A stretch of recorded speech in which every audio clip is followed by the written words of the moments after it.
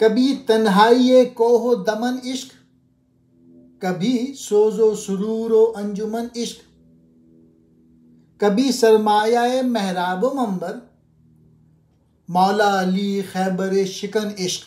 इस रुबाई में भी इश्क की मुख्तलिफ हालतें बयान की गई हैं। फरमाते हैं इश्क कभी तो पहाड़ों की तन्हाई पसंद करता है जहाँ किसी से वास्ता ना पड़े, कभी वो महफिल और उसके सोज व सुरूर की तरफ माइल हो जाता है, कभी महराब और मंबर को जीनत बख्शता है यानी इमाम और ख़तीब बन जाता है, कभी हज़रत अली रज़ी अल्लाह ताला अन्हु की तरह खैबर का किला तोड़ कर रख देता है।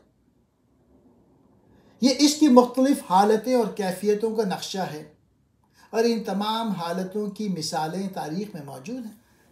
तारीख़ शाहिद है कि हज़रत अली रज़ी अल्लाह ताला अन्हु ने किला खैबर का दरवाज़ा तन्हा महज इश्क की ताकत से उखाड़ के फेंक दिया था।